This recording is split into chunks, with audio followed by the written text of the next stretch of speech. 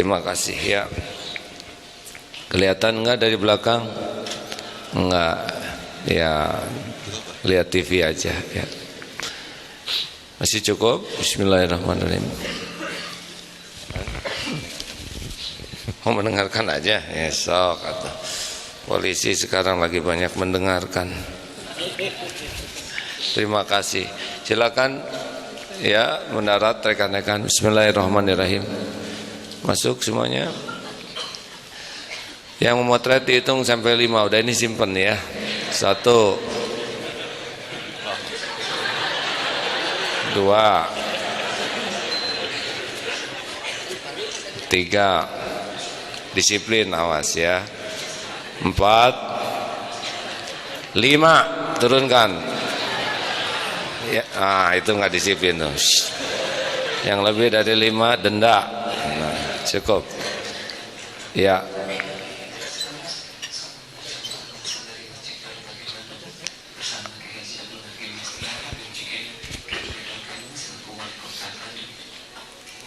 Siap ya, clear langsung.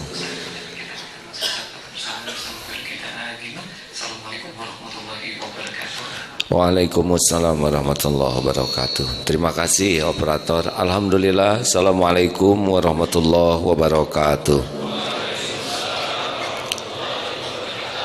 Alhamdulillahi rabbil alamin. Alhamdulillahilladzi khalaqal mauta wal hayata liyabluwakum ayyukum ahsanu amala wa huwal azizul ghafur.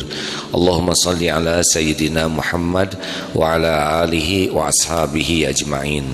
Para jamaah yang hadir di sini, alhamdulillah hadirnya sangat banyak.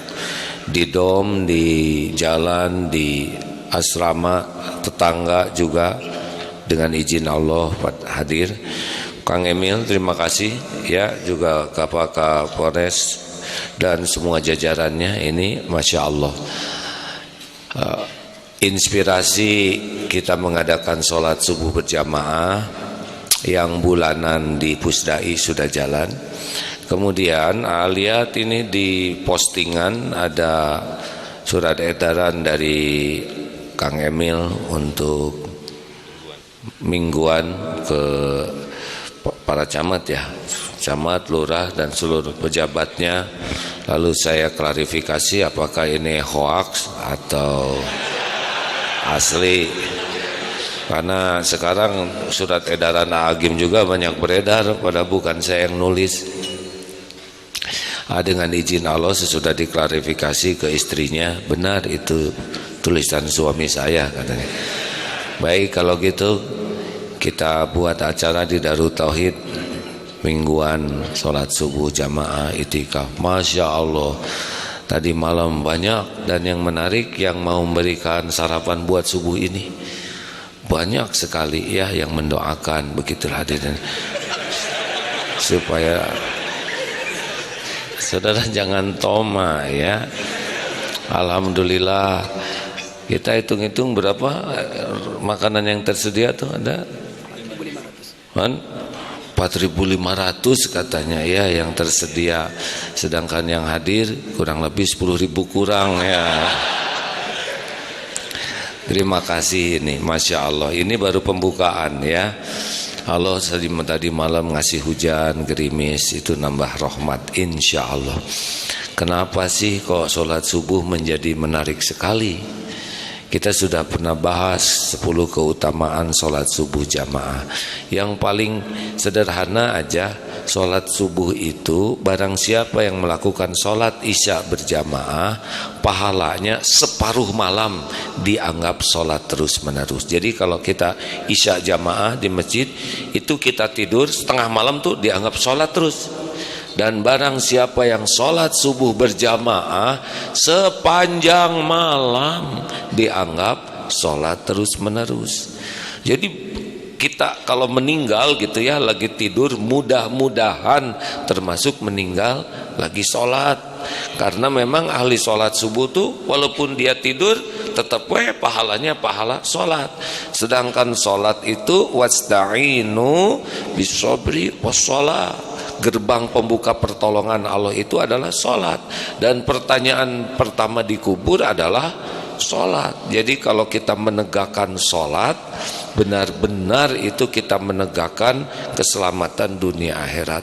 Nanti sudah ini kita bahas ya, seperti apa sih efek yang harusnya terjadi kalau kita benar-benar memperbaiki sholat. Karena barang siapa yang ingin memperbaiki urusannya, awalnya adalah perbaiki sholat ya. Karena kan amalan yang paling baik, yang paling mengangkat derajat, yang paling mensucikan, yang lebih baik daripada menafkahkan emas dan perak, lebih baik dari bertempur, membunuh, terbunuh di jalan Allah adalah zikrullah ta'ala. Yang paling tinggi itu zikir. Nah, zikir yang paling komplit, lengkap adalah sholat. Dalam keadaan wudhu, zikir dalam keadaan menghadap kiblat, ada Fatihah, ada ayat Quran, takbir, tahmid, tahlil, tasbih komplit, ada sholawat, ada syahadat dalam sholat itu, ada ruku, ada sujud, dan ada doa yang diapit oleh dua sujud. Rabbighfirli, ya Allah ampuni saya. Jadi orang yang ingin bersih dari dosa itu sholat. Warhamni, ingin disayangi Allah. Kalau disayangi Allah tuh beres urusan, artinya ya. Bapak ibu sayang ke anak, dibela, dicukupi, dilindungi. Jadi kalau sudah mendengar warhamni itu ya, masya Allah itu keselamatan. Ingin cukup, nggak perlu kita jadi orang kaya, yang penting dia perlu, bukan ada cukup, ini teh pasti baru datang nih ya. Kita mah nggak perlu jadi orang kaya, yang paling penting tiap perlu cukup. Perlu buat makan, buat sekolah anak-anak, buat beli rumah, buat ganti kendaraan, buat ke Mekah, buat sedekah. Mau ngapain kaya? Orang kaya tuh belum tentu hidupnya merasa cukup, tapi yang cukup pasti cukup. Baru juga ngomong cukup, kaya lagi, dasar pengen ya. Nah itu wajburni, dengar dulu nih ya prolognya. Wajburni, ingin hidup selalu dicukupi, termasuk perlu pacaran tidak sih kalau sebelum menikah? Nggak perlulah, bisa jadi dosa dan belum tentu jodoh. Jangan-jangan sudah kuberikan segalanya untukmu, ternyata kau bukan milikku. Nanti kalau udah dengerin, ini kalau udah bab jodoh teh langsung hegar aja. Bapak nggak usah ikut hegar Pak, biasa. Nah hadirin, nanti dicukupi perasaan itu, dicukupi informasi, dicukupi kadar intelektual kita. Jadi wajburni itu bukan masalah cukup harta saja, tapi kecukupan informasi, kecukupan data, kecukupan perasaan. Warfa'ni, diangkat derajat. Tahu kenapa wajburni dulu baru warfa'ni?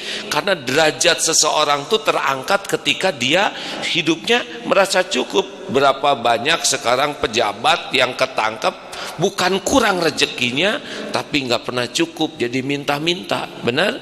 Kalau tangan udah begini, itu setinggi apapun pangkat jabatan, lewat itu kehormatannya. Tangan di bawah begini, ya. Tapi kalau tangan di atas itu warfani. Kalau di sini nggak bisa mulia. Nah itu kalau sholatnya bagus, dibuat cukup, dia nggak akan minta-minta ke siapapun selain ke Allah. Kemudian apalagi sih? Warzukni, bukan perkara jumlah hadirin. Jumlah banyak tidak menunjukkan kemuliaan rezeki itu, jumlah sedikit tidak menunjukkan kehinaan, tapi yang penting itu keberkahan. Jadi kalau warzukni, kita tuh minta rezeki yang barokah. Barokah itu mendekatkan ke Allah, barokah itu kekal, dunia dapat manfaat, dikubur mengalir pahalanya, di akhirat juga dapat, itu berkah. Lalu wahdini, apalagi nih seperti wali kota, kapolres, pusing, perlu petunjuk dari Allah. Makin banyak sholatnya, makin cling, otak tuh banyak ide, gagasan cemerlang. Kan yang menguasai pikiran kita tuh Allah. Kalau Allah ngasih ide, orang belum mikir, kita udah mikir. Logikanya beginilah, ulangan tuh susah sekali sampai pusing. Tiba-tiba guru datang, lalu ini jawabannya, rumusnya ini nih, B. Tiba-tiba mudah kan? Ini serius hadirin. Kalau diberi petunjuk mah gampang urusan. Nyari alamat susah, tiba-tiba datang security, Bapak nyari alamat, saya tunjukin Pak, silakan aja naik kendaraan saya, kami antar sampai ke tempatnya. Gampang tidak? Nah itulah kalau minta petunjuk ke Allah. Gini ya, bedanya ujian hidup dengan ujian sekolah. Kalau ujian sekolah minta petunjuk ke guru, kita bisa dikeluarkan dari kelas. Walaupun pujiannya bagus, guru yang baik hati, engkau adalah yang paling cerdas di ruangan ini, engkau baik hati, saya serahkan semua urusan soal ini kepadamu Pak Guru. Baiklah muridku, keluar kau sekarang juga dong. Tapi kalau ke Allah minta petunjuk, itu yang benar-benar ditunjuki. Hadirin, jelas nggak nih? Makanya orang yang sholatnya bagus, idenya cemerlang, gagasannya. Kemudian wa'afini, nah, kita tuh perlu sehat, bukan hanya sekedar sehat, tapi sehat yang jadi taat. Ini rata-rata matanya sehat ya, tapi belum tentu afiat. Ayo, suka buka apa di handphone? Nah itulah ciri-cirinya. Kalau yang afiat, mata sehat, itu lihatnya suka yang halal aja. Giliran ada yang haram, dia langsung nunduk sendiri. Sehat tuh. Preman juga sehat-sehat, tapi kan malak orang, berarti nggak afiat. Nah kita perlu tuh sehat wal afiat, sehat yang bisa jadi taat. Benar? Makanya kalau ingin sehat, banyak sholat. Dan wa'fu anni. Wa'fu anni itu apa? Itu seperti pohon dicabut sampai ke akarnya. Dosa itu habis Pak. Seperti jejak di padang pasir ditiup angin, nggak ada jejaknya sampai di akhirat. Makanya orang-orang yang banyak sholat mah, walaupun asalnya banyak aib, bisa hilang tuh, nggak bisa diungkit-ungkit. Karena Allah udah menghapuskan jejaknya, maka di otak orang juga dihapus untuk ingat. Di polisi juga bisa, nggak ada tuh catatannya Pak ya. Termasuk di kecamatan, kelurahan ya. Istri bisa lupa tuh Pak, ke Bapak tuh Pak, kesalahan Bapak ini gembira, Bapak tenang Pak ya. Kan kita dihargai orang lain itu bukan mulia, kita dihargai orang tuh karena Allah nutupin aib kita. Ya kan? Nah kita duduk bertiga di sini teh sama Kang Emil ya, karena lagi ditutupin. Kalau dibongkar mah bubar. Nah selain ditutup, dihapus itu wa'fu anni. Makanya al-afu itu adalah menghapus sampai ke file-file tersembunyi. Itu dalam sholat. Makanya kalau sholatnya bagus, akan terjadi perubahan yang dramatis. Baik, terima kasih Kang Emil. Kang Emil dulu ya, karena ada di posternya Kang Emil ya. Terima kasih sama-sama hadirannya ya. Ini mengawal supaya aman ya. Terima kasih Kang Emil bisa mau menyapa dan menceritakan kenapa lahir surat keputusan Kepres wali kota itu. Kepwel ya. Oh Kepwal ya. Assalamualaikum warahmatullahi wabarakatuh. Alhamdulillahirabbil alamin, wassalatu wassalamu ala asrofil anbiya'i wa mursalin wa ala alihi wa ashabihi ajmain. Asyhadu an la ilaha illallah wa asyhadu anna Muhammadan abduhu wa rasuluh.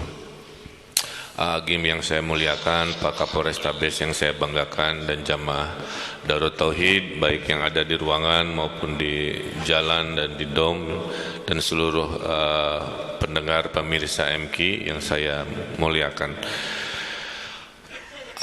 Yang saya hormati, sebenarnya menjadi pemimpin itu tidak mudah ya. Salah satu renungan saya betapa waktu itu cepat berlalu lah, kira-kira begitu ya.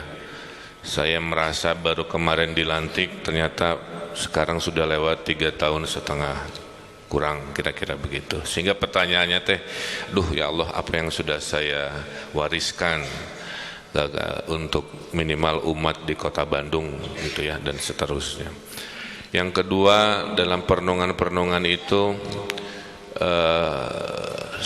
sebulan itu ada 500-an kegiatan ya, jadi kalau dibagi 30 hari ya sangat banyak, kira-kira begitu. Setahun saya ambil 2.000 keputusan menurut sekretaris saya gitu. Jadi artinya dia tugasnya mengambil keputusan. Maka saya selalu berdoa, ya Allah, mudah-mudahan setiap keputusan, setiap tanda tangan yang saya torehkan itu adalah untuk kebaikan, kemaslahatan dan kemajuan, bukan sebaliknya, kan kira-kira begitu. Nah, sejak saya diajak AA Sabtuan kira-kira gitu ya, saya disitulah mulai sedikit terbuka. Alangkah indahnya jika ramainya masjid di subuh hari itu bisa hadir di penjuru pelosok kota Bandung. Dan dipikir-pikir nggak bisa saya mengandalkan hanya istilahnya para DKM berinisiatif. Ternyata sebagai pemimpin saya punya sedikit kewenangan, kekuasaan untuk memotivasi, mengarahkan, sehingga maju tidaknya Bandung ini kadang-kadang juga datang dari ini teh, saya mau berdiam diri saja, duduk manis seolah-olah jadi wali kota yang bagaimana, atau memang mengambil keputusan-keputusan besar. Kemudian nasihat AA juga di beberapa kesempatan menyampaikan, kalau seorang pemimpin itu hanya membangun infrastruktur fisik, ya apa bedanya sama Fir'aun lah, istilah akan begitu ya. Fir'aun baca juga ya. Baca. Fir'aun membangun 7 keajaiban dunia di Mesir dengan segala rupa yang luar biasa, tapi tidak membangun ruhiyahnya mendekati Allah, juga akhirnya binasa dalam kemaksiatan, kemudorotan. Juga kalau hanya memakmurkan sisi duniawi ekonomi, menurut akan apa bedanya dengan Raja Namrud yang luar biasa kaya raya pada zaman. Sebetulnya itu bukan buat Kang Emil. Ya, saya paham. Tapi Kang Emil membaca ya. Membaca. Tapi intinya semua nasihat itu saya dengarkan. Saya bertemu warga curhat, itu juga nasihat. Maka ada istilah setiap makhluk adalah guru, setiap tempat adalah sekolah. Jadi tidak harus selalu formal bahwa guru itu orang yang lebih tua, lebih pintar, lebih berilmu, bahwa yang namanya sekolah itu harus masuk ruangan. Setiap saya naik sepeda dari persimpangan ada hikmah, itu adalah sekolah saya. Setiap warga yang curhat memberi nasihat dan sebagainya, itu juga adalah guru gitu ya. Kemarin contohnya ayah, saya rapat dengan seorang mantan preman, dia persis seperti film preman pensiun lah gitu ya. Bager, nyaah, tapi tatonya di mana-mana, dan dia sudah pensiun begitu. Dan ada rumusnya, biasanya kalau ada bapak-bapak minta foto dengan wali kota Bandung, biasanya mah disuruh anaknya atau istrinya gitu. Jadi si preman ini juga menyampaikan, Pak Wali foto-foto, sebenarnya jarang-jarang preman minta foto-foto ya gitu kan. Bener weh, ini disuruh anak saya Pak Wali, yang love you banget lah ke Pak Wali cenah gitu. Oh gini gitu, oke, preman Bandung banyak gitu ya. Nah dia menyampaikan, Pak Wali saya ada solusi mengatasi masalah begal gitu katanya di Jalan Otista. Dan kadang-kadang kalau malam karena jalan sepi, Jalan Otista itu kan pada jam 6 itu kosong, gara-gara sepi dan jalan besar, banyak hal-hal maksiat terjadi di sana gitu kan ya. Nah dia bilang dia ingin membuat malam hari PKL-nya berdagang di situ, kuliner di situ, sehingga sampai malam jalanan rame, tidak ada kesempatan maksiat mudorot di situ karena ada kegiatan. Dan saya siap Pak Wali katanya mengorganisasikan seluruh preman perjuangan di daerah situlah, kira-kira begitu. Nah itu yang saya maksud, setiap orang adalah guru. Saya belajar karena dia yang menguasai masalah. Saya mimpinya Jalan Otista tertib, berbulan-bulan sekian tahun mencari solusi belum ketemu, tiba-tiba datangnya bukan dari orang yang kita anggap profesor, doktor, pintar, ahli sosial, datang dari preman pensiun yang ikhlas ingin membangun Bandung, kan subhanallah. Jadi itulah ya. Nah gara-gara itulah akhirnya saya mengambil satu titik, apalagi melihat situasi negeri ini yang mudah sekali saling membenci, betul ya, hanya modal gara-gara foto. Saya ini korban dari hoax. lebih dari 10 foto saya diutak-atik gitunya, mendukung A mendukung B, padahal saya nggak bilang begitu, dan dikonsumsi, susah menjelaskan, susah mengklarifikasi. Tahun 2016 ada 2.700 berita bohong diproduksi yang dilaporkan ke polisi, karena semakin banyak diklik itu semakin ada bonus ekonomi bagi si pembuat berita bohong. Jadi ini menjadi industri. Tapi apa yang dikorbankan? Ukhuwah Islamiyah, parasea, kan begitu. Orang saling curiga, perbedaan keyakinan diperlebar jurangnya dan sebagainya, saling unfriend di medsos, kan begitu ya, dan seterusnya. Nah, akhirnya saya berkesimpulan, terinspirasi oleh Sabtuan di Darut Tauhid, terinspirasi oleh kalimat nasihat AA, terinspirasi oleh situasi hari ini, saya memutuskan harus ada cara yang memperkuat ukhuwah Islamiyah kita.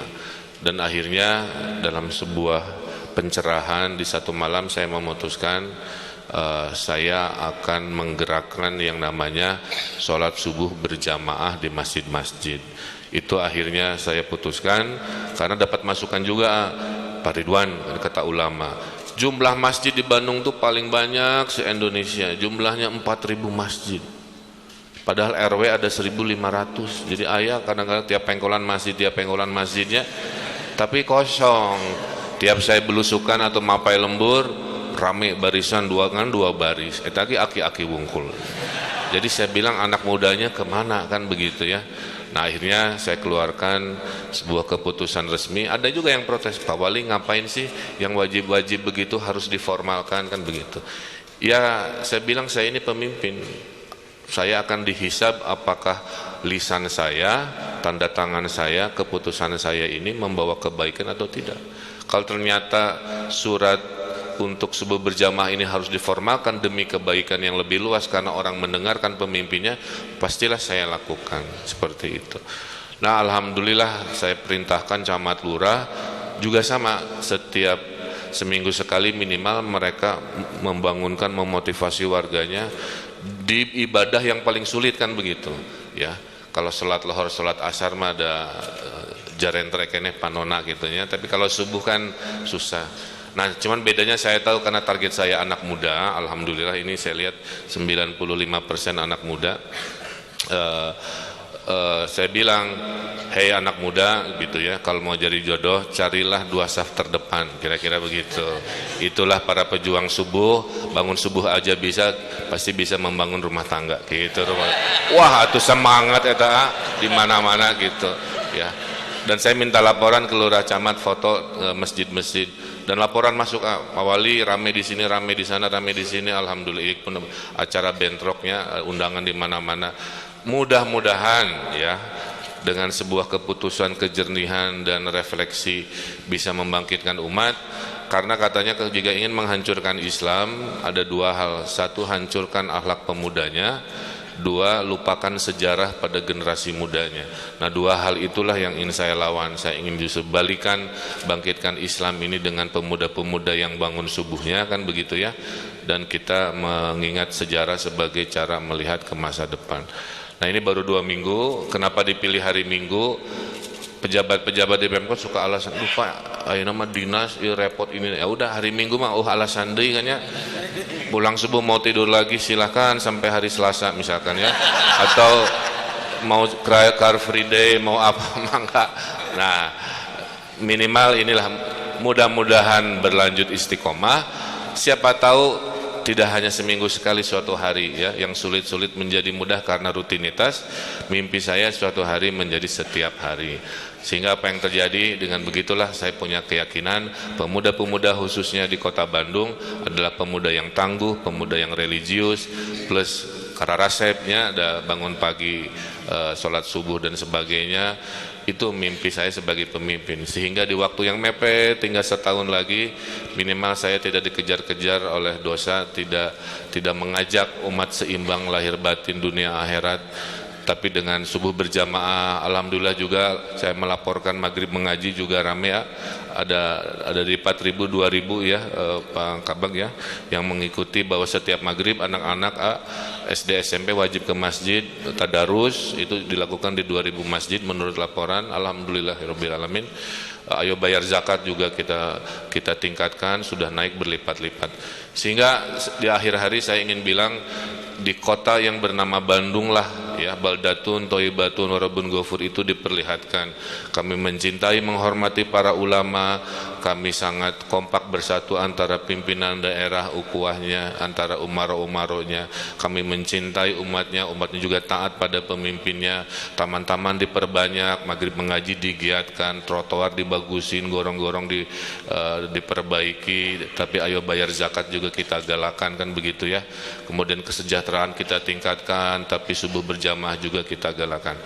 Itu sebenarnya, sehingga insya Allah tidak ada penyesalan saya sebagai wali kota dengan takdir yang sesingkat ini, bahwa saya dalam ukuran manusia sudah semaksimal mungkin lahir batin mengambil keputusan-keputusan yang setahun 2000 itu demi kebaikan. Tentunya tidak sempurna, saya di forum ini menghaturkan permohonan maaf jika ada lisan kata atau keputusan-keputusan saya sebagai wali kota yang kurang berkenan di warga, tapi semata-mata tidaklah mungkin seorang pemimpin berniat melukai hati atau menjerumuskan umatnya ke hal mudarat, nauzubillahi min zalik.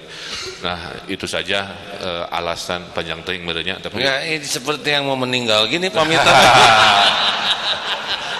Karena tadi zikrul supaya lengkap ada pengantar, ada penutupnya, kira-kira begitu. Baik, itu suasana batin hati saya yang ingin Masya saya Allah. sampaikan ke semua warga Bandung khususnya. Itu atur Nah, nuhun. inilah efek zikrul maut ya. Tadi kan Kang Emil datang pas kita zikir tentang kematian, jadi pamitan barusan tuh hadirin menghadapi segala kondisi ya. Walaupun Pak Kapolres ini nggak mau bicara dari tadi, saya cuma pengen tahu perasaan Bapak saja. Pinjam Kang Emil, punten ya. Terima kasih Pak Kapolres sudah izin menghadiri acara ini. Silakan menyapa dan tolong ceritakan apa yang terasa. Nah. Bismillahirrahmanirrahim. Assalamualaikum warahmatullahi wabarakatuh. Yang saya hormati Hakim, Pak Wali Kota, seluruh jamaah Darul Tauhid.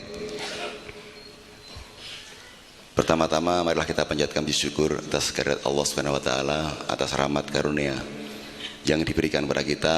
Maka pada pagi hari ini kita bisa melakukan salat subuh berjamaah. Saya akan menjawab pertanyaan dari Hakim, bagaimana perasaan saya saat ini. Perasaan saya saat ini luar biasa bersyukur, senang, bahagia, gembira karena saya bisa duduk di sebelah tokoh besar, ulama besar di Indonesia. Saya kecil Mas, jangan nyindir Mas. Kecil orangnya, besar namanya. Dan juga di sebelahnya ada Kang Emil. Itu perasaan saya, Hakim. Terima kasih. Saya poster hari ini yang memberikan tausiah adalah Pak Ridwan Kamil. Saya mau bicara ini, tolong ya Mas, GMBI dan FPI ajak ngaji ke sini sama-sama ya. Alhamdulillah.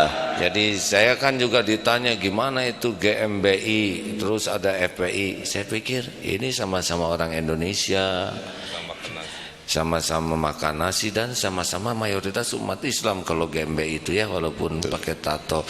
Makanya para pemuda jangan pakai tato lah ya. Nanti yang preman itu gimana, tatonya masih ada nggak? Kan pernah ada tuh ya, tapi mantan gitu preman. Ditanya oleh cucu, kakek kenapa kakek pakai bikin tato cacing? Ini dulu naga tahu kan? Karena udah sepuh jadi ngalit. Udah kita aja. Duh, maaf ini ya para tato men ya. Jadi Mas, mungkin nanti kan Mas ini Pak Kapolres ini bagian ya aman suraman seperti ini ya. Seperti kita tahu sekarang, waduh udah liur ya. Dari GNPF MUI juga pada WA ke AA, Pak Tito juga nggak WA ke AA ya nggak. Jadi saya tuh bagian di tengah sekarang. Makanya ngehep-hep aja begini, membaca situasi gimana caranya supaya ada solusi. Karena beda pendapat itu pastilah, itu udah pasti, nggak bisa enggak ya.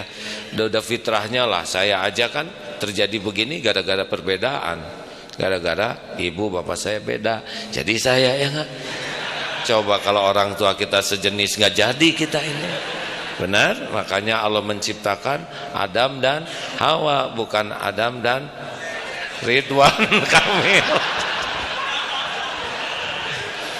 Bukan Hawa dan Eti ya. Makanya gimana nih, memang ada perbedaan yang benar-benar harus disikapi sangat serius, tapi sepanjang kita bisa cari solusi, ingat yang tiga semangat itu apa yang harus kita tumbuhkan? Satu, semangat bersaudara. Nah, bersaudara yang paling hakiki, innamal mu'minuna ikhwah. Kalau udah innama itu tiada selain itu, bahwa bersaudaraan karena akidah. Tapi kita tidak bisa pungkiri ada persaudaraan karena keluarga, benar, adik kakak, ada persaudaraan karena suku, nggak bisa dipungkiri. Orang Sunda dengan orang Sunda suka ada setrum sendiri, betul? Ada persaudaraan sebangsaan, ada persaudaraan seaki senini Adam Hawa. Ini fakta, kita tuh satu turunan asalnya, Adam dan Hawa. Untuk beberapa hal yang bisa kita toleransi, misalkan perbedaan ini nggak usah pakai emosi. Karena yang paling jadi masalah itu sebetulnya bukan perbedaannya, tapi emosinya. Benar? Dan gimana, nggak bisa enggak, kita pasti ada perbedaan. Kalau tiap beda jadi musuh, udah babak belur kita ini. Karena kita beda wajah ya. Hadirin sekalian, yang kedua semangat apa? Nah itu pada lupa lagi santri teh, semangat solusi ya. Kalau ngobrolin masalah mah udah pinter kita. Tapi kan yang dipentingkan bagi kita tuh bukan ngobrolin masalah, ngobrolin solusi. Betul kah hadirin? Soal tuh nggak bisa kita keluhkan, udah pasti ada. Yang penting jawabannya. Orang tuh tidak lulus ujian tuh bukan karena soal. Orang tuh tidak lulus ujian karena salah jawabannya. Kenapa Bapak ketawa batu tahu ya jawabannya? Iya kan? Jadi kalau kita ngobrol ya soal tapi sebulan pisan orang teresep soal iya teh ya. Udah nggak beres ya. Betul? Serius nih hadirin, jawab betul tidak, mumpung gampang pertanyaannya. Nah, saya tidak boleh emosi Kang Emil karena pagi-pagi ya. Yang ketiga apa? Semangat sukses bersama. Jadi kalau konflik itu yang pertama semangat saudara ditingkatkan, yang kedua semangat solusi. Ngobrol apapun ujungnya solusinya gimana. Dan yang ketiga semangat sukses bersama. Kita harus mulai siap, jangan selalu ingin sukses sendirian, karena nggak bisa sukses sendirian. Polisi itu gagah, dihormati. Tahu nggak salah satu penyebabnya? Karena jasa tukang cukur, betul Pak? Coba kalau Pak Kapolres Jabrik ya kan kurang wibawa, gitu kan. Maaf ya Pak ya, saya pagi ini asal lucu nih hadirin ya. Nah begitu, jadi mudah-mudahan dengan kebersamaan ini ada hikmahnya. Saya mau dengar dulu, mana yang tamu mana? Dek, saya enggak ini tamu, ini santri, ada ikut tamu nih Pak. Bapak tamu bukan? Bapak tamu, Pak kita tanya dulu ya Pak ya. Bagaimana Pak perasaannya sebagai tamu pemuda masa lalu? Alhamdulillah ya? Pak, saya dari Purwakarta Pak. Sengaja ke sini Pak? Iya. Kenapa? Ya, waktu kemarin saya ikut di ini juga di Masjid Agung. Kemarin dapat WhatsApp dari teman saya. Katanya di Agim ada ini, makanya saya datang juga Pak. Waduh, ya alhamdulillah. Iya, iya. Jadi dari Purwakarta ke sini mau subuh jamaah gitu Pak? Iya. Iya. Apa yang Bapak rasakan? Alhamdulillah Pak. Bersyukur kita bisa bersama-sama sholat malam Pak. Iya. Yang biasanya saya sendiri saja di rumah gitu Pak. Begitu. Sekarang bisa bersama-sama dengan khusyuk, alhamdulillah Pak. Lebih dalam lagi Pak perasaannya Pak, seneng atau gimana gitu Pak yang Sebelumnya jarang ke Bandung. Apanya? Ya, Pak, subuh jarang ke Bandung Bapak? Enggak, masa kemarin ke Bandung. Iya. Ya, setiap Jumat kalau ke adik saya Jumatan di Masjid Agung Pak. Oh luar biasa. Jadi ini yang terjauh nih dari Purwakarta ke sini ya Pak ya. Bahagia Bapak? Alhamdulillah Pak. Dari wajahnya bahagia ya. Sebelahnya nih pemuda, apa yang dirasakan? Dek sok Cimahi. Ya, bagaimana perasaannya Dek? Alhamdulillah Pak. Ya. Ini siapa? Siapa Dek itu? Nama Dede dari Cimahi. Saya AA, itu Dede ya. Terus status. Dek, status Dek. Udah menikah. Udah menikah. Udah akhwat biasa ya. Terus kenapa kesini Dek? Pengen Yang betul pegangan. pengen ngerasain apa sih yang selama ini nggak pernah dirasain gitu pas ya sholat tahajud bersama gitu Pak, yang di Tadi, rumah juga jarang-jarang gitu kan.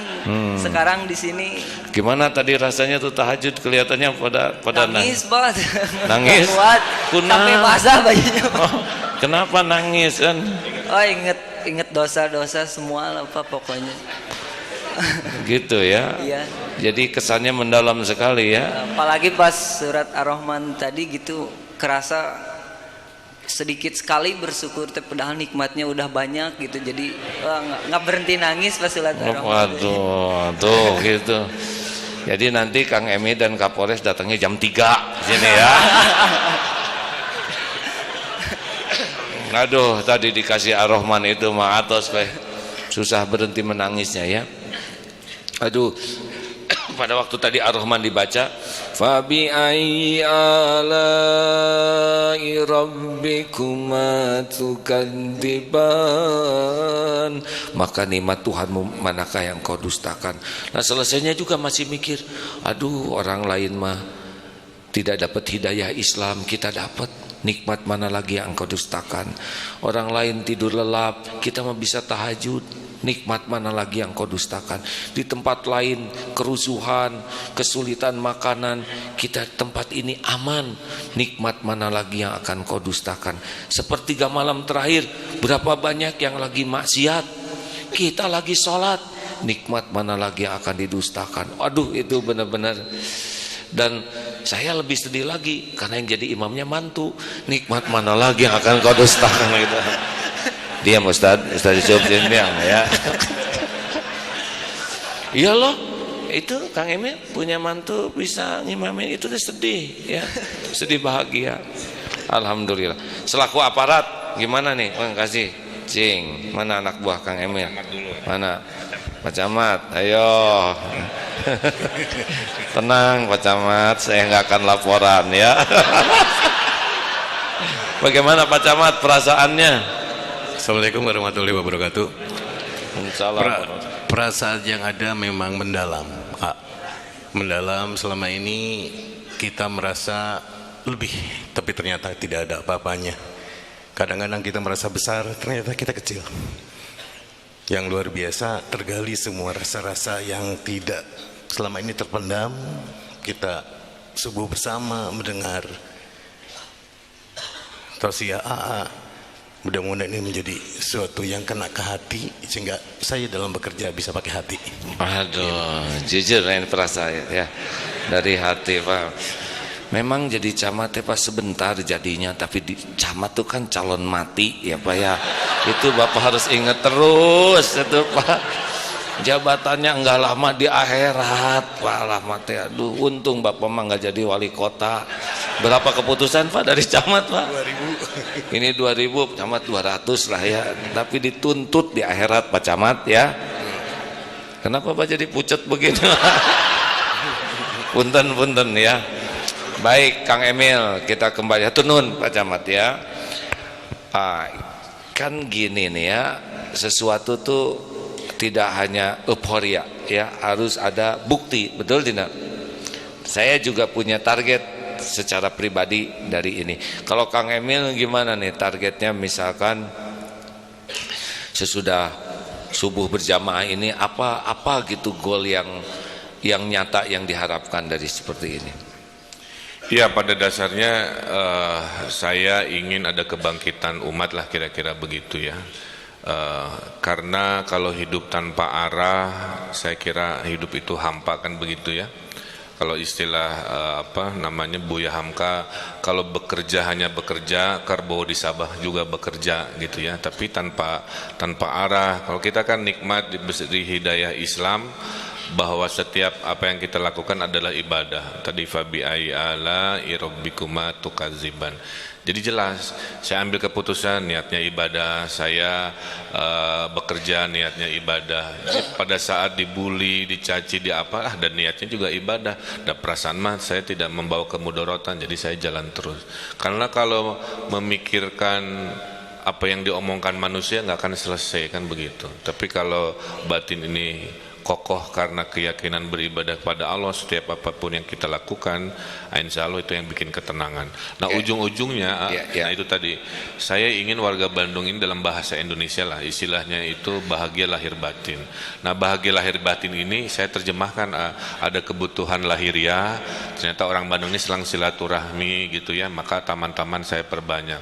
Kemarin saya lihat, saya baru membuka namanya Taman Sejarah di Pengkolan, Jalan Aceh dan Jalan Merdeka. Dulu tempat itu gelap, hanya buat parkir sampai jam 5 sore, sisanya duka teuing lahnya ada poek gitunya, mungkin ada penampakan, ada dalam satu kesempatan sama juga ada inspirasi. Pilihannya saya biarkan atau pilihannya saya bikin sesuatu. Dalam satu detik itu saya putuskan, saya bikin sesuatu. Sekarang ramai di sana, kemarin saya lihat penuh orang-orang belajar sejarah sambil berenang karena saya bikin kolam kecil. Nah itu yang lahiriahnya kan begitu. Tapi tidaklah cukup kalau rasa bahagia itu tidak dibawa ke yang sifatnya ibadah. Maka saya giring dan mudah-mudahan saya akan istiqomah mengajak terus. Saya tadi waktu ke arah Gerlong, saya lewat tempat dugem, ada ramai orang di parkiran. Subhanallah, cek saya tadi pasti dekat Darut Tauhid, cek saya tanya. Supir saya bukan Pak, itu bubaran dugem cina gitu.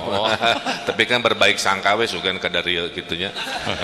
Nah, jadi masih ada yang tadi dalam sepertiga malam terakhir orang-orang melakukan mudarat begitu, sementara pemuda-pemuda tangguh pejuang subuh ini istilahnya itu melakukan sholat malam subuh berjamaah. Nah, tinggal saya bilang gunakan metode MLM aja gitu ya, dari mulut ke mulut, sampaikan yuk minggu depan hari Minggu ikut ajakan Pak Wali, minimal 5 orang temannya, dari 1/5 itu ngajak lagi 5 terus sampai akhirnya watawasaw bihaq watawasaw bisobr ini berujung tadi pada kebahagiaan lahir batin tercermin dari individu, tercermin dari tata kotanya, tercermin dari administrasinya dan seterusnya. Hanya itu mimpi. Masya Allah. Terima kasih Pak Wali.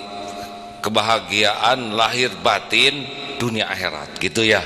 Karena ini wajah-wajahnya bakal meninggal seperti Pak Camat tadi, maaf ya Pak Camat ya. Semuanya ini camat ya, calon mati. Nah, nih amunannya nih Kang Emil, kan banyak yang muji, juga ada yang nyaji, ada yang mengkritik. Bagi seorang pemimpin mana yang lebih baik, dipuji atau dikritik? Jawab. Gini ya, dua-duanya itu refleksi ya. Dapat pujian saya terima secukupnya saja, menandakan bahwa keputusan yang diambil ternyata diterima di hati masyarakat, itu aja. Tapi kalau saya mengikuti nafsu membaca hanya pujian, itu hanya membodohi diri sendiri, kan begitu. Saya baca kritikan, cuman orang Indonesia kadang-kadang tidak bisa membedakan mana kritikan, mana cacian. Kalau kritikan itu ada referensinya, ada faktanya, gitu kan, ada data-datanya, ada angka-angkanya, ada contoh-contoh baiknya. Kalau cacian mah semata-mata hanya mengungkap kakehel, kan begitu ya, dalam kalimat-kalimat pendek yang tidak menyelesaikan masalah seperti bilang tadi. Tapi semua saya baca, itu bedanya saya hadir sebagai pemimpin di era digital. Jadi tanpa orang tahu, itu cacian-cacian makian itu saya baca. Dan saya lihat, oh ini benar, berarti saya perbaiki diri saya untuk lebih baik gitu kan. Tapi kadang-kadang iya mah bohong. Oh ya, maki-maki saya sesuatu gitu ya, pas saya cek fotona, oh iya mah di Cicalengka. Cicalengka mah kan di kabupaten kan, misalkan begitu ya. Udah marah-marah dia, percakapannya 300 komen bari fotona salah gitu ya. Nah, ada juga yang betul tentang pelayanan yang kurang baik misalkan begitu ya, ada yang sebagainya, atau kepribadi diri saya dan sebagainya saya perbaiki. Jadi itu bedanya. Secara teknologi sekarang saya gunakan untuk memantau kenyamanan, kondusivitas kota Bandung untuk saya ambil keputusan. Nah, ada cerita lucu zaman sekarang kan orang hobi nate popotretannya, selfie-nya gitu ya. Jadi saking senangnya Facebook atau Twitter, ada kelompok mau demo wali kota. Tapi pas rapat mau demonya teh selfie heula gitu, fotoan. Ini suasana rapat sebelum demo wali kota gitu. Jadi kan kanyahoan semalam sebelumnya. Saya baca mau demo anu. Nah, pada saat paginya dia mau demo, malamnya saya udah ambil keputusan yang mau didemo gitu. Jadi pas demo teh sudah nggak nyambung lagi. Nah, karena malamnya sudah kebocor, sudah bocor karena hobinya foto-foto sendiri. Nah itu bedanya memimpin hari ini. Kalau sang kayak AA kan ulama yang dekat dengan dunia teknologi. Saya sampaikan ke Pak Miftah Farid, Ketua Majelis Ulama Indonesia. Pak Miftah, saya bilang, dunia digital inilah seperti pisau, dipakai bisa memasak, memotong dan sebagainya. Tapi dipakai negatif bisa menusukkan gitu ya, membunuh dan sebagainya. Kami ini dalam dunia digital kekurangan konten positif. Kebanyakan itu digunakan konten-konten negatifnya, moyokan, memprovokasi, memfitnah. Jadi saya bilang Pak Miftah, kalau bisa mah ulama-ulama di Bandung mulai sekarang dakwahnya perbanyak digital, kira-kira begitu. Kalau yang sepuh-sepuh rada karagok udah pakai digital, nah hanya SMS-an misalkan ya, minimal dai-dai yang muda saya maulah melatih gitu ya secara teknologi. Nah kami sedang program itu, mudah-mudahan bisa mendukung juga agar dakwah-dakwah ini masuk ke ranah digital, sehingga saya banyak konten-konten positif untuk mengcounter dan digunakan juga oleh Kapolres kalau ada hal-hal negatif dengan konten positif kan seperti itu. Nah itu Kak kira-kira. Alhamdulillah. Kang Eme ya belum selesai nanyanya. Jadi puji antara kritik dan puji proporsional. Tapi ini mah secara ilmu hati, mana yang lebih manfaat? Kritikan yang lembut atau kritikan yang tajam? Saya tidak membedakan. Tidak membedakan. Yang penting faktanya benar gitu. Kalau masalah kritikan tajam atau lembut itu hanya cara orang, gaya manusia menyampaikan gitu. Karena ya orang Batak, orang Sunda, gayanya kan beda, walaupun maksudnya sama. Yang Batak juga ambek-ambekan. Enggak Pak, saya ini lagi paling halus nih bicara cenah juga. Cek orang Sunda, orang Cigadung nu biasa lemas kan begitu. Jadi kadang-kadang bagi saya tajam atau keras dengan halus santun saya tidak bedakan. Saya terima sebagai pemimpin kan harus sabar ya. Wali kota sejuta umat dengan sejuta dinamika. Jadi yang penting isinya benar, memperbaiki. Semakin banyak saya dikritik, insya Allah setiap hari berarti saya jadi manusia lebih baik. Alhamdulillah. Jadi gini tekniknya nih ya, kepada calon wali kota dan gubernur yang akan datang ya, atau calon presiden. Jadi ketika dipuji itu juga Allah yang menggerakkan ujian. Kalau kita lupa bahwa semua kebaikan yang kita lakukan itu karunia Allah, kita jadi menikmati pujian. Harusnya ketika kita dipuji, alhamdulillah, segala puji milik Allah. Karena jadinya kita pemimpin juga Allah yang menjadikan. Kita kepilih begini, seperti saya begini, itu kan benar-benar takdir Allah. Kan gak nyangka Pak, saya kan cita-citanya masuk akabri dulu, tapi kan kurang tinggi, jadi tidak jadi TNI, malah jadi.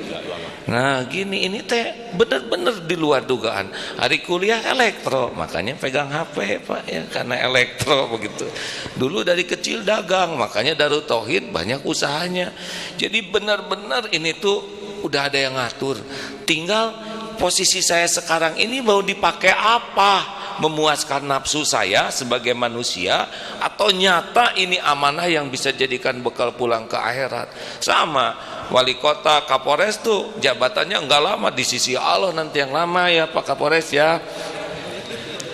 Jadi kalau keputusan Pak Kapolri ini udah gitulah, amin ya Pak. Siapa tahu Pak jadi Kapolri Pak, makanya ya betul Kang Emil. Amin ya robbal alamin. Nanti tadi saya ngomong apa sih hadirin? Oh, kalau dipuji harus langsung kita yakin bahwa sebetulnya kalau kita berbuat baik itu Allah yang berbuat baik, kita yang jadi jalan.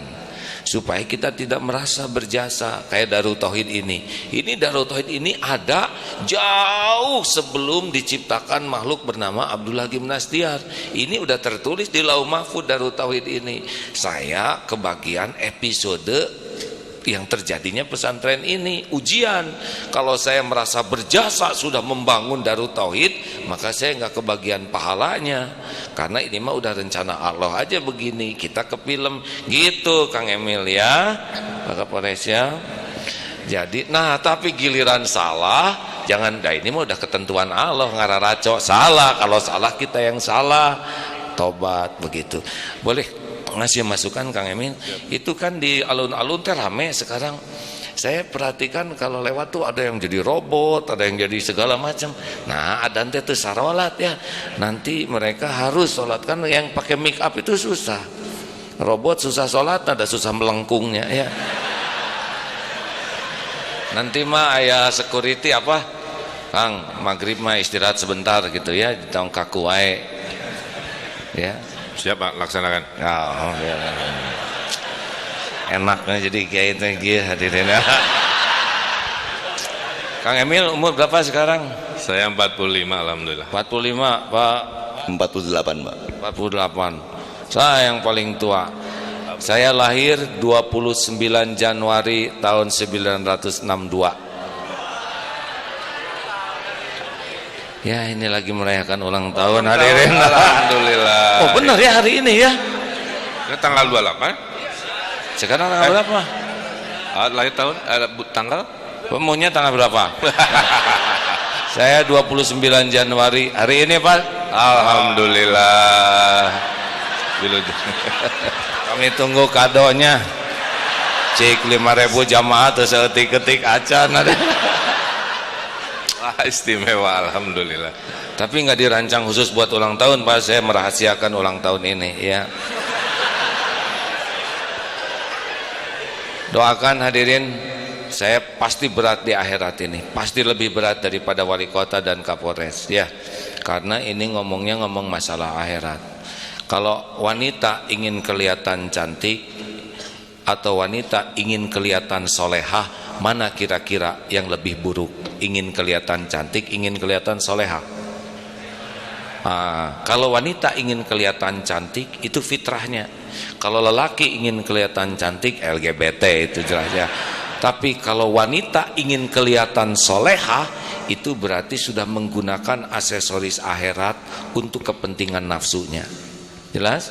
Nah makanya kalau kiai ingin kelihatan soleh, mulia, itu udah pasti menggunakan aksesoris akhirat. Itu dosanya lebih besar. Kayak ria kelihatan mobil, itu mah ria duniawi. Tapi ria zuhud, pura-pura zuhud, nggak punya mobil, tapi di hatinya ingin dianggap orang yang betul-betul zuhud, itu udah lebih besar dosanya. Karena dia sudah ngebohongin orang dengan amalan hak Allah. Makanya berat sekali nih jadi kiai ini di akhirat ini, bisa duluan masuk ke nerakanya. Kan 3 yang dihisab pertama tuh. Yang kalau kita meninggal, yang pertama dihisab tuh ada 3 kelompok. Yang pertama adalah mujahid, yang merasa berjuang. Wah, saya berjuang bahkan sampai mati terbunuh. Itu yang pertama nanti. Ditanya, sesudah diperlihatkan nikmat, ditanya oleh Allah, apa yang kau lakukan? Ya Allah, saya sudah berjuang membela agama sampai saya mati terbunuh karena engkau. Bayangkan, nyebut karena engkau. Lalu Allah berfirman kepada dia, kadzabta, bohong kamu, dusta. Kamu berjuang ingin dianggap pahlawan, ingin dianggap pemberani, dan sudah engkau dapatkan pujian itu di dunia. Tahu di akhirat apa Pak? Diseret dalam keadaan tertelungkup jadi ahli neraka. Jadi nanti ada yang merasa berjuang, tapi di akhirat gak berhasil masuk surga. Padahal sampai mati itu dia berjuang. Bukan kurang beraninya, bukan kurang perjuangannya, yang kurang cuman satu aja, niatnya. Niatnya untuk dinilai orang, bukan untuk diridhoi Allah. Tahu yang kedua dihisab? Yaitu orang yang belajar agama dan mengajarkannya. Saha eta teh hadirin? Dan belajar Quran serta membacanya. Ustaz Yusuf dengar ya. Itu teh kedua nanti kita teh ya. Nah, jadi ngagibrik begini hadirin. Nanti golongan ustad, ustazah itu yang kedua dihisab sebelum Kang Emil dan Kapolres ya. Ada apa yang kau lakukan? Saya belajar agama ya. Allah, saya dakwah mengajarkannya, saya belajar Quran, saya membacanya. Dusta kamu. Ada yang disebut gitu. Kamu belajar agama supaya kamu disebut ulama, supaya disebut dai kondang, supaya disebut penceramah ngetop. Sudah engkau dapatkan di dunia. Engkau baca Quran supaya disebut qori'ah terbaik, hafizoh, sudah engkau dapatkan. Di akhirat tahu apa Pak? Diseret dalam keadaan tertelungkup menjadi ahli neraka. Jadi nanti ada tuh mubalik yang ke neraka, qori yang ke neraka, qori'ah ke neraka. Bukan kurang ilmunya, bukan kurang dakwahnya, bukan kurang bagus bacaannya, yang kurang satu saja, niatnya. Dia lebih sibuk ingin dinilai orang, bukan ingin diridhoi Allah. Hati-hati Ustaz Yusuf, mantu ya, mesti keprus ya. Kata Ustaz juga, juga hati-hati ya. Ya Ustaz, saya dengar nasihat itu ya.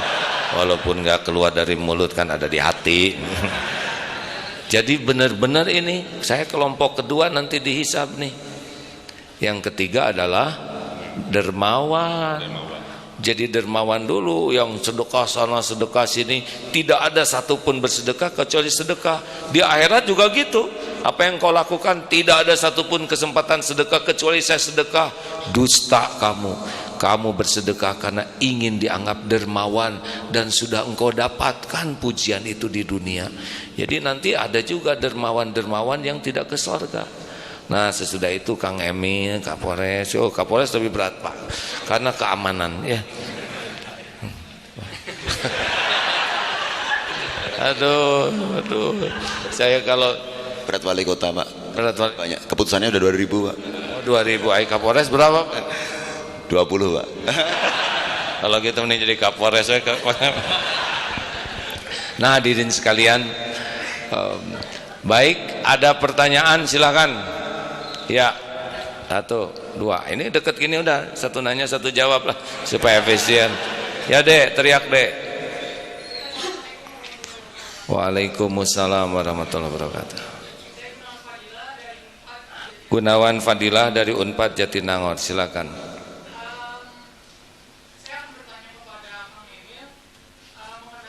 Bertanya mengenai sholat Jumat.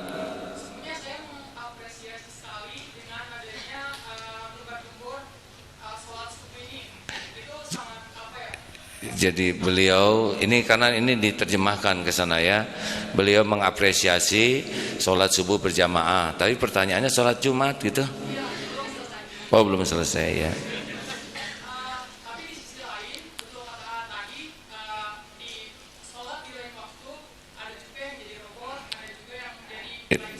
Ya. Pekan lalu dari mana? Di Pati Ukur ke Jatinangor, menggunakan damri hari Jumat pukul 11. Ini kepaksa saya harus menerjemahkan begini. Yang lebih simpel Dek ya, jangan tiap detik. Gimana Dek? Mau tidak mau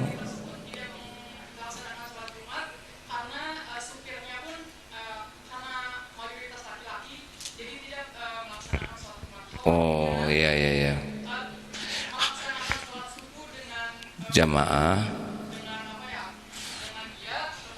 Jumatan enggak. Oke ya, baik, saya terjemahkan begini para pemirsa, ini kan ada kamera ya. Jadi beliau itu naik damri jam 11 gitu, kurang lebih ginilah. Ini diintikan aja, jadi kalau bisa supirnya juga ikut sholat Jumat gitu maksudnya, dan penumpangnya gitu. Wah bertahap itu bagus juga tuh ya. Ya, jadi gini saya jawab ya, memang ibadah ini kan masing-masing lah kira-kira begitu ya. Tapi saya pelan-pelan ingin mengajak ibadah itu bukan dengan paksaan lah kira-kira begitu kan. Dimulai dari himbauan, dimulai dari seminggu sekali. Siapa tahu akhirnya nggak usah pakai surat-suratan lagi, karena semua menjadi kebutuhan kan begitu ya. Dan semua menjadi tiap hari menjadi kebangkitan umat tanpa harus didorong-dorong. Nah memang di dunia metropolitan kota yang padat seperti ini di mana-mana gitu ya, pada saat ngong adan di hari Jumat itu ya masih ada mobil-mobil seliweran bergerak dan sebagainya. Mungkin dan sebagian besar yang mobil bergerak itu adalah laki-laki muslim juga kan begitu ya, yang punya urusan masing-masing. Tapi jika dirasa tadi seperti itu menjadi sebuah hal yang kurang baik, saya akan coba upayakan ya, apakah kampanye menasihati pemilik bisnya untuk mengingatkan supir. Kadang-kadang kan supir nurutnya ke atasannya kan begitu. Saya bisa hubungi atasannya untuk mengingatkan kalau sudah menjalankan bis di hari Jumat, tolong berhenti dulu cari masjid terdekat dan lain sebagainya gitu. Itu upaya teknis yang insya Allah saya coba lakukan. Terima kasih. Masya Allah ya, memang kalau ideal mah kita berharap ya, cuma kita harus tahu bahwa pemahaman umat Islam itu sendiri juga beragam, benar? Tapi tentu saja upaya-upaya bertahap ini saya sejujurnya sangat mengapresiasi. Kapolda mana tuh Pak yang mengharuskan, kan ada tuh Pak di medsos Kapolda yang NTB di sana yang Brigjen Umar. Menurut pendapat Bapak bagaimana tuh Pak? Bagus Pak. Bagus Pak. Ya. Saya pengen diterusin, selain bagus gimana Pak? Ya tentunya hal yang bagus kita patut teladani Pak. Paling tidak sebagai pimpinan kita kalau tidak bisa memberikan kuliah tausiah seperti AA, paling nggak memberikan contoh sholat wajib kita berjamaah ke masjid, itu secara otomatis keteladanan itu akan diikuti oleh anggota kita Pak. Ya, Bapak sebagai calon Kapolda suatu saat gitu, apa rencananya kalau sudah jadi Kapolda Pak? Dicatat loh ini Pak. Tentunya sebagai seorang pemimpin selalu saya sampaikan yang pertama adalah kita sebagai setiap saya menjabat baru, saya sampaikan kepada seluruh anggota saya, sebagai umat Islam marilah kita tingkatkan ketakwaan kepada Allah Subhanahu wa taala. Kita laksanakan apa menjadi perintah Allah dan kita hindari apa menjadi larangan Allah. Itu pertama yang saya sampaikan Pak. Artinya sebagai pemimpin pertama yang saya lakukan adalah mengajak ibadah kepada anggota-anggota saya Pak. Ya, terima kasih. Dan memang beliau ketika diangkat jadi Kapolres langsung ke sini. Ya, alhamdulillah hari pertama jadi, hari pertama ke sini juga. Ya, terima kasih Pak. Juga mungkin itu Pak di pos-pos polisi itu ya dijadikan musola sebagian, ya Pak. Kan bagus juga Pak ya. Saya udah ngomong juga sama Pak Tito waktu itu. Sudah panggil bongkar. Iya, jadi mungkin nanti pos polisi itu ada sisi tempat wudhu dan musola. Jadi masyarakat yang mau sholat tuh silakan ke pos polisi. Keren deh Pak. Mengkolnya ke kiri. Nah jadi iya kenapa? Fasilitas pos polisinya tanggung jawab saya. Gitu. Oh gitu. Penggunanya Pak Kapolres. Enak sekali ya, tinggal ngebelokin saya. Boleh juga Kang Emil ya. Siap. Ide cemerlang nih. Jadi setiap pos polisi di jalan-jalan Bandung tuh disediakan satu ruangan dan tempat wudhu. Pokoknya mah selalu pulang dari Darut Tauhid banyak ide baru itulah. Hikmahnya itu insya Allah. Habis tunggu tanggal mainnya lah kira-kira. Ya alhamdulillah ya. Satu itu para robot soleh ya. Pokoknya kalau udah robot sholat gitu ya, bisa ditakdirkan jadi robot seumur hidup, lebih repot. Yang kedua, bagaimana pos polisi juga merangkap jadi tempat wudhu, tempat orang bisa sholat. Yang jauh ke sana sini udah ke kantor polisi gitu. Indah kan Pak? Indah. Alhamdulillah. Yang terakhir ini ya. Tanya kedua belum? Oh, pertanyaan kedua? Ya Dek, maaf. Waalaikumsalam.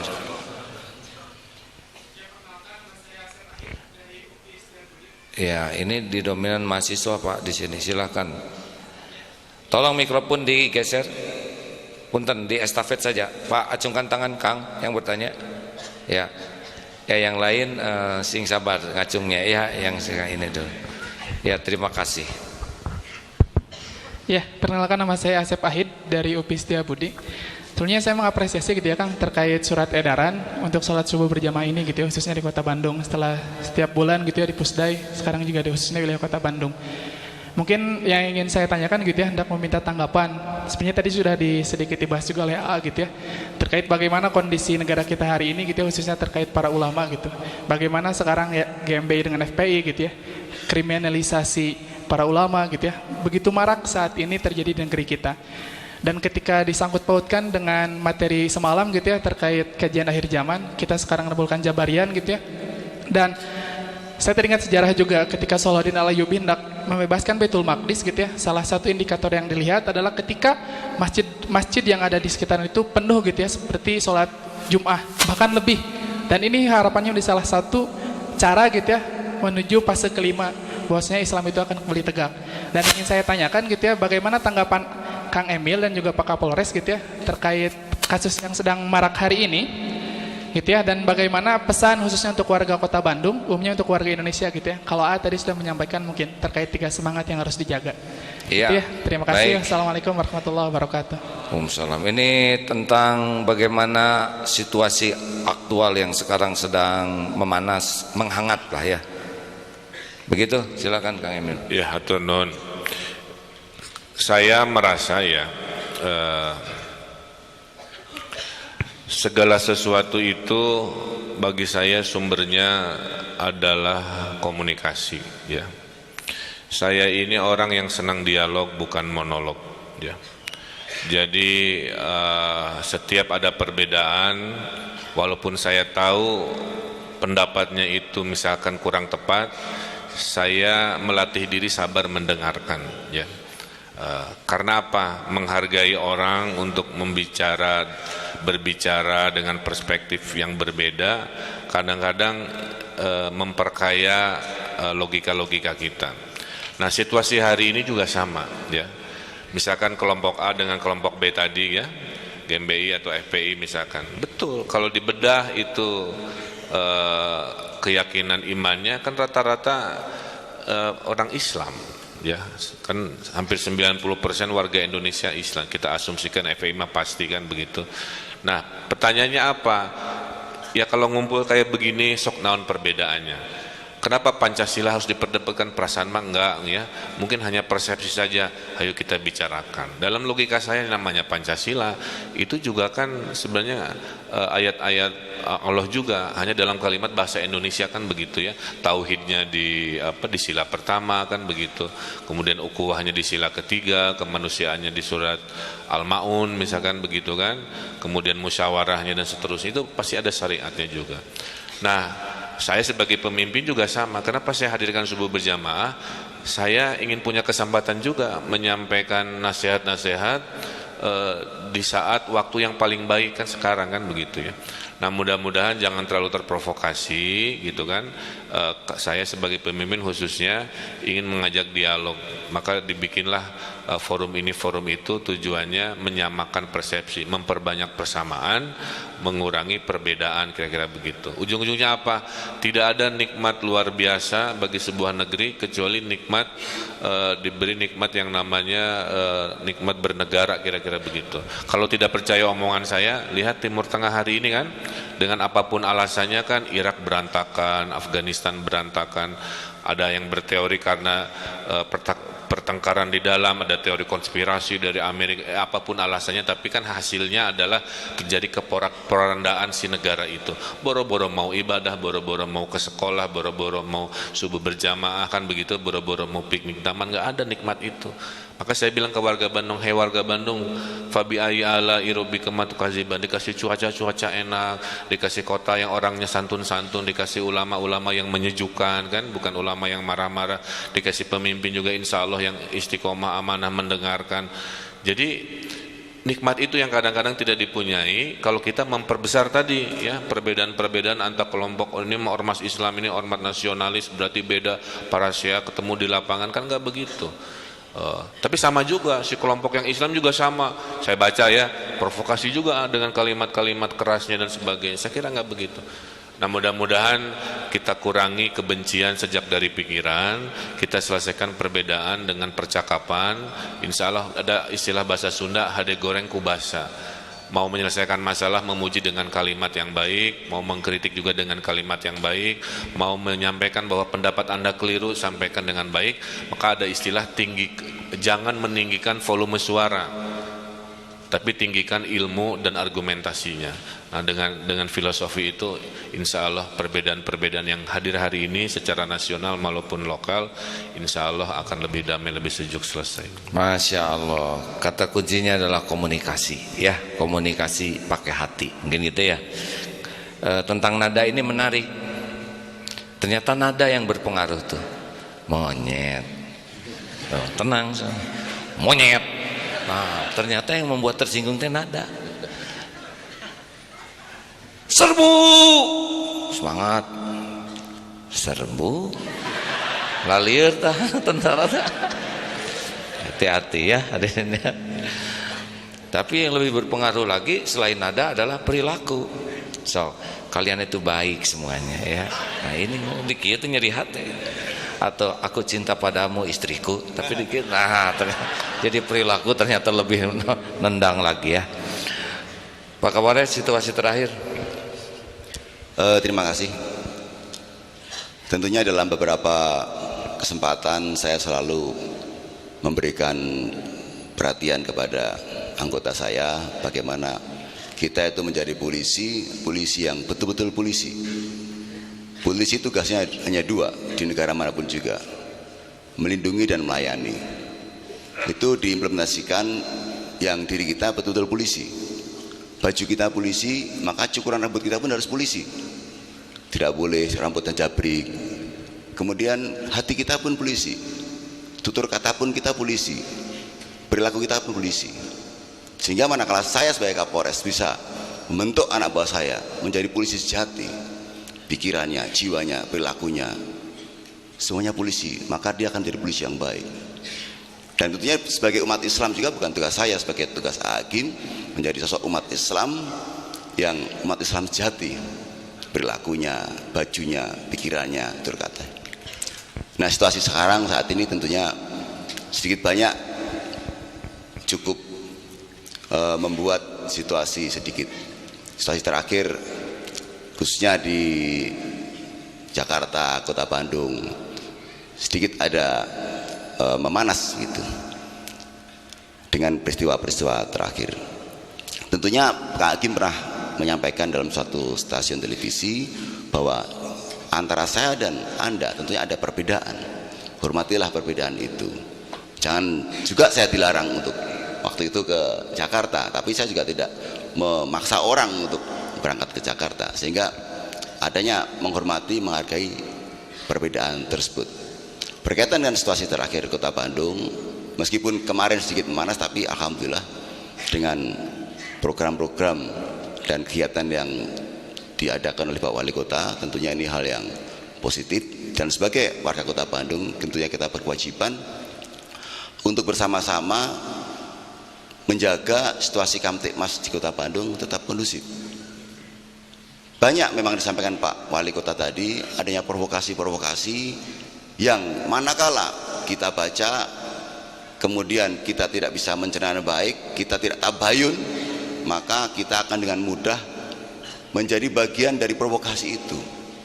Kita dengan sekali terpencet kemudian kita men-share berita-berita yang belum tentu benar, maka manakala itu fitnah, maka tentunya akan menjadi dosa bagi kita semuanya. Begitu, jangan mudah kita terprovokasi, mari kita tetap menjaga situasi Kamtipmas Kota Bandung tetap kondusif. Terima kasih Pak Hakim. Jadi saudara harus paham, bahasa polisi ya begini, bahasa wali kota begini, bahasanya ini Agim ya. Dan harus bisa dimengerti ya. Oh kok ngomong gitu ya, dan memang begitu informasinya, ditugasnya dan sebagainya. Jangan mengharapkan semuanya jadi sama setipe, tapi niatnya harus sama ya. Kawan-kawan, kalau saya berpendapat begini, juga mikir kemarin ada tuh seorang pejabat negara, salah satu pejabat puncak di negara ini datang ke sini Pak, khusus minta ketemu. Kenapa? Saya udah pusing memikirkan negara ini, saya nggak tenang, nggak bisa tidur, mau curhat ke istri, takut istri saya jadi juga nggak bisa tidur. Jadi saya mikir kemana, saya ingat Agim datang ke sini curhat itu mah. Alhamdulillah, saya sekarang lega. Saya sudah tenang, wajah saya sudah curhat. Saya nggak bisa tidur hadirin. Allah gening begini liurnya. Saya jadi mikir, wah sampai kayak gini situasi bener karena saya ngobrol. Tapi saya mikir juga nggak selesai. Saya pikir berarti satu kuncinya adalah semua pihak harus dekat dengan Allah. Karena Allah lah satu-satunya yang bisa menyelesaikan segala urusan di negeri ini. Makanya ketika udah itu baca surat edaran. Wah ini pas kalau kita upayakan. Ada medsos apapun kembalilah ke Allah ya. Karena Allah lah yang paling bisa menyelesaikan semua ini. Jangan merasa nyebar medsos langsung jadi solusi. Jangan dengan kita emosi langsung solusi, tapi bawalah semua masalah mendekat ke Allah.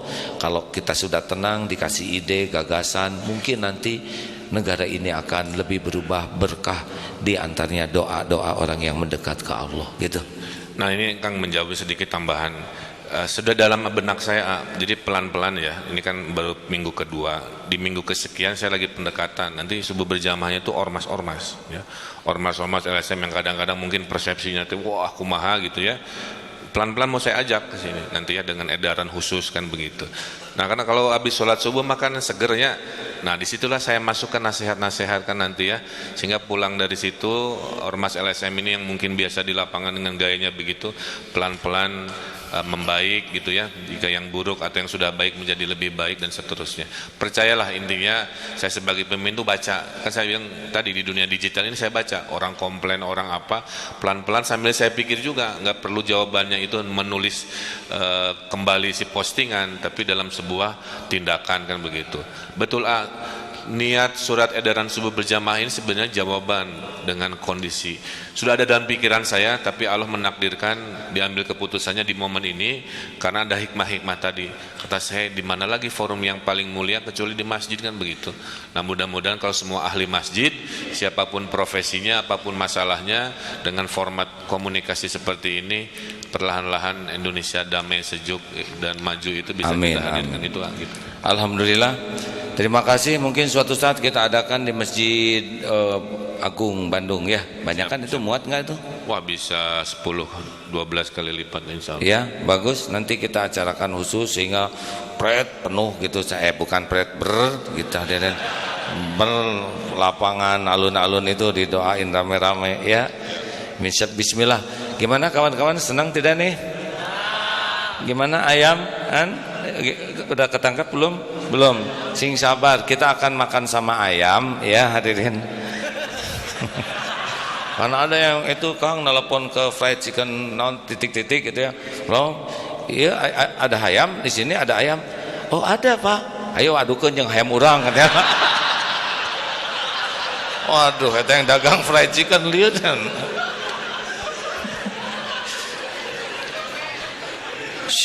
Kekuatan doa. Dengar penutup nih ya. Jadi kan ada yang gelap-gelap di Bandung. Rupanya ini terinspirasi. Ini saya juga baca dari postingan. Jadi suatu saat ada daerah yang gelap itu, nah si jin tuh keluar tuh Kang dalam bentuk genderuwo gitu. Pas anak itu berkeliaran, dia nggak ikut program ngaji dalam pada maghrib. Genderuwo itu menampakkan diri. Tuh anak tuh takut, saking ketakutan ngedoa. Tapi karena gugup doanya jadi Allahumma barik lana fima razaqtana wa qina azaban nar. Waduh, langsung genderuwo kaget. Lari itu. Kata genderuwo, ratusan tahun saya nakut-nakutin orang. Baru kali ini saya mau dimakan anak kecil. Tuh, jadi jangan meremehkan hadirin. Doa makan rupanya genderuwo itu tahu doa makan hadirin. Ngerti kayaknya ya, ngerti Pak Polisi ya. Aduh punten ya. Kawan-kawan saya sangat berterima kasih ini ya. Di balik segala keterbatasan air, toilet, wah perjuangan sekali dan Allah menurunkan hujan. Memang tadinya akan ada riak sedikit, itu keluarkan supaya jalan teh penuh, tapi Allah Maha tahu bisa riak katanya dihujanin. Jadi sekarang pada berteduh, ini penuh di dom di mana-mana. Sekali lagi saya berterima kasih ya kepada semua lapisan masyarakat juga yang menyediakan konsumsi dan fasilitas, terutama Kang Emil, Kapolres dan seluruh jajarannya.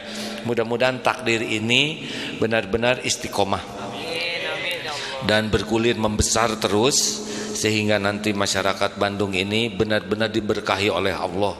Masalah-masalah dipecahkan dengan cara yang bijaksana dan juga meminimalkan apapun yang menjadi kerusakan. Karena selain sebelum makmur itu kata kuncinya adalah akur dulu. Ya, ini akur ini harus kita jaga betul. Mudah-mudahan manfaat ya. Allahumma shalli ala sayyidina Muhammad wa ala alihi wa ashabihi ajmain. Allahumma inna nas'aluka ridhoka wal jannah wa na'udzubika min sakhatika wan nar. Ya Allah, kami benar-benar mengharapkan keridhoan-Mu ya Allah.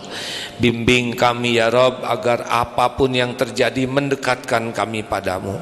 Ampuni selama ini ya Allah, kami banyak melupakan-Mu, banyak berharap dari selain-Mu. Ya Allah, jadikan kota Bandung ini kota yang penuh barokah, kota yang jadi contoh kebaikan. Lindungi kami semua dari bala, fitnah, musibah, dari apapun yang tiada Engkau ridhoi.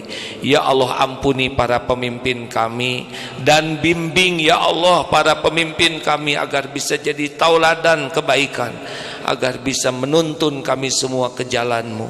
Hanya Engkau ya Allah yang menguasai segala kebaikan. Kami berlindung kepadamu dari segala keburukan. Rabbana atina fid dunya hasanah wa fil akhirati hasanah wa qina adzabannar. Subhana rabbika rabbil izzati amma yasifun wa salamun alal mursalin walhamdulillahi rabbil alamin. Doa terima kasih seluruhnya, doa akhir majelis. Subhanakallahumma wa bihamdika asyhadu alla ilaha illa anta astaghfiruka wa atubu ilaik. TSP, tahan dari buang sampah sembarangan, simpan sampah pada tempatnya, pungut sampah adalah sedekah ya. Terima kasih sahabatku. Bagi yang akan sarapan di bawah nanti ada warung-warung tetangga, silakan. Dan roti ada yang bagi dari Elbread, dari beberapa roti sudah bawa ribuan roti. Kemudian bagi yang mau ikut ke Eko Pesantren, naik motor, lihat berkuda dan sebagainya, insya Allah jam 7 akan ke atas ya. Assalamualaikum warahmatullahi wabarakatuh.